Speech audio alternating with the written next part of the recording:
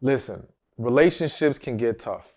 It can be difficult to deal with, but the reality is that it doesn't have to be that hard if we're willing to take the right approach and we're willing to use the resources and tools that are available to us. And one of those tools is couples counseling. So I'm going to give you the 5 signs you should try couples counseling. My name is Stephan Labossiere, aka Stephan Speaks, back with another dating, life, and relationship advice video. This advice today is for men and women, couples, and even if you're single, you need to listen because you're going to be in a relationship, so you need to know these signs. And again, I'm going to lay out the 5 signs you should try couples counseling. Now, as always, before we begin, be sure to like this video, share this video, comment below your thoughts on couples counseling. But let's get to it. The reality is that a lot of people have a negative stigma on couples counseling, on counseling in general, all right?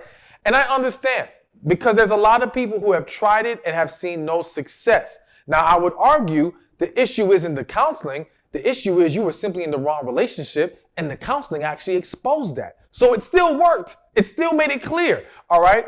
But the fact of the matter is that you've got to be willing to take steps like couples counseling to see if we can rectify the issue. And you should be open to counseling because counseling can be such a helpful tool and resource. It can help bring so much clarity. It can really help you both get on the same page. And again, it can help determine, do we have a relationship that can be fixed, or are you just two people that need to go in a different direction?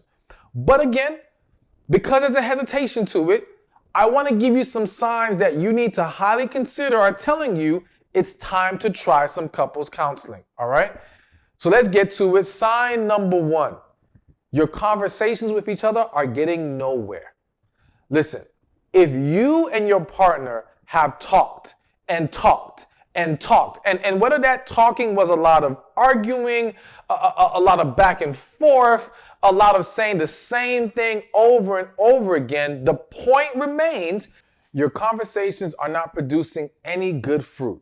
So at that point, it's time to bring in a third party. It's time to essentially bring in a mediator to see, can we get on the same page? Because the reality is that sometimes the disconnect in communication is due to lingering frustration, resentment. We're not hearing each other because we're so busy in our feelings and we want to express ourselves, or we want to deflect because we feel like we're being attacked. There's so many things that are throwing the conversation off. Now, if you follow me, then you know I'm a huge proponent of writing letters.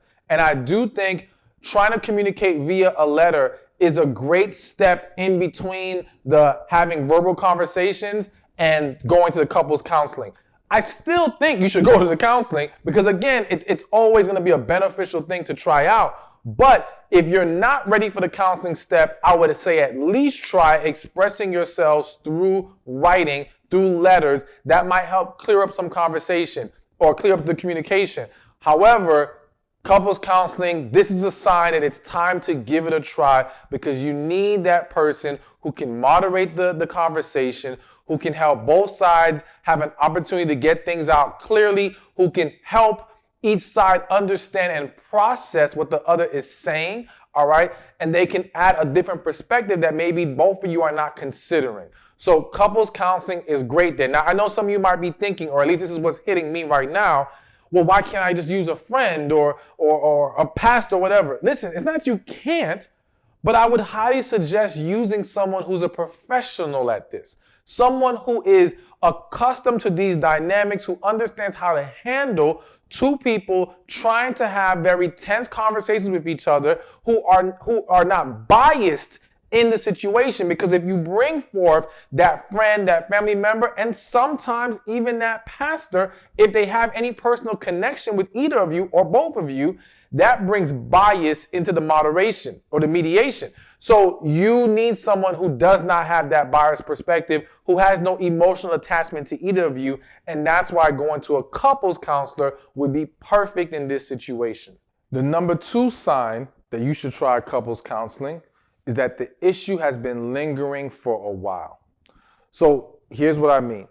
Whether you two have talked about it or not, if there is an issue that has lingered in this relationship and lingering for a while, it's hard to put a specific time on it. It really depends on where you're at with the situation. But let's say it's been months, all right, at the very least months, and maybe even years in some situations. Well, this is a situation where I think it's going to be best to go straight to couples counseling. And here's the reason why. When you have a situation or issue that has lingered, it is very likely that you have built up, or the individual has built up, resentment, negativity, frustration, because they've been suppressing and holding it in. And it's very difficult to now properly and effectively address the issue after having suppressed it or pushed it to the side for so long. So in most cases, it does not get handled the right way, and the situation goes left.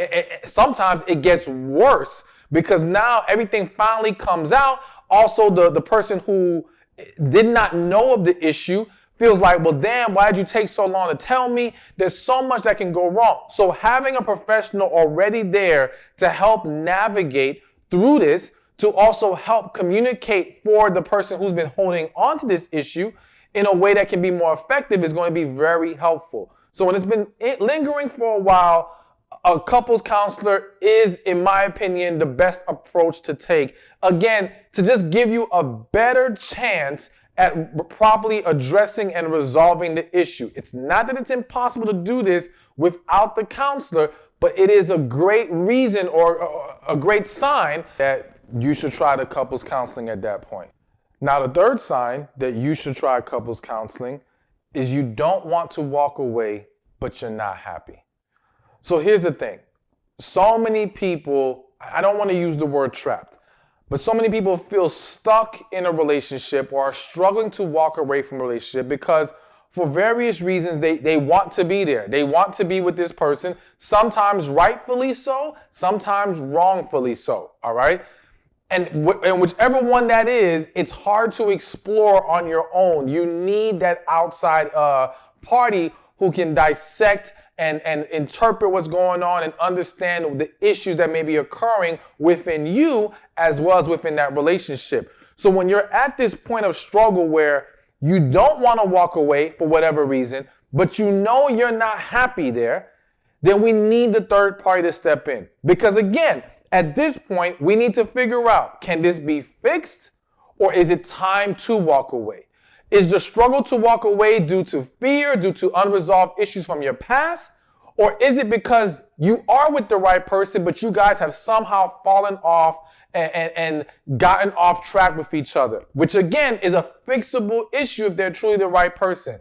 And that is something that the counselor can assist you with. So when you reach that point, there is no sense in continuing in the relationship, not addressing the issues when you know you're not happy, but you're not willing to walk away yet. You might as well go to counseling. Now, I was going to say this to the end, but I feel the need to say it right now. If you are watching this video and you're like, you know what, Stephan, you're right. It's time to try this couples counseling, but my partner does not want to try it. Well, guess what? Then that means it's time to go.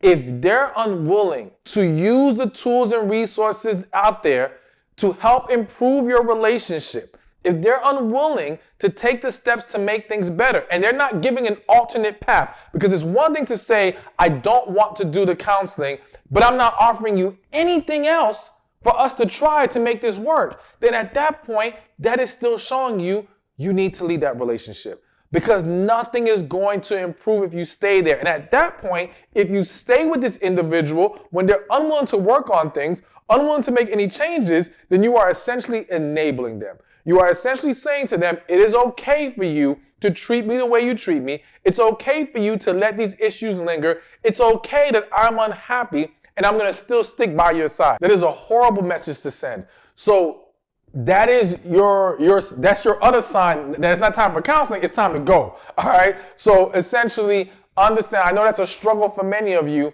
but it's just a reality that you have to face. Number 4 on this list of signs you should try couples counseling is you're considering getting married.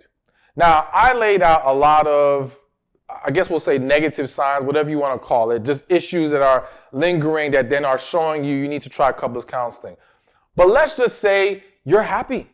You're in a great relationship, or you're in a relationship that seems great, and now you are considering getting married. You still need to go to counseling. Like, I think it is a huge mistake for anyone to get married without some premarital counseling.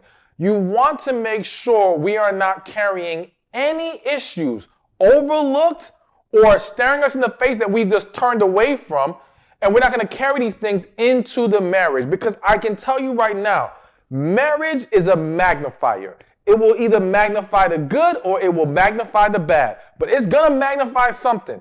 And if you have bad lingering, trust and believe it will rise to the top and it will overshadow everything else going on. So you don't want to go into marriage not addressing everything. So if you're considering it, and again, and that's whether you're happy and you feel like everything's good, or because some people aren't happy and they're still considering getting married. Some people know they have issues lingering and they're still thinking about getting that wedding ring and walking down that aisle.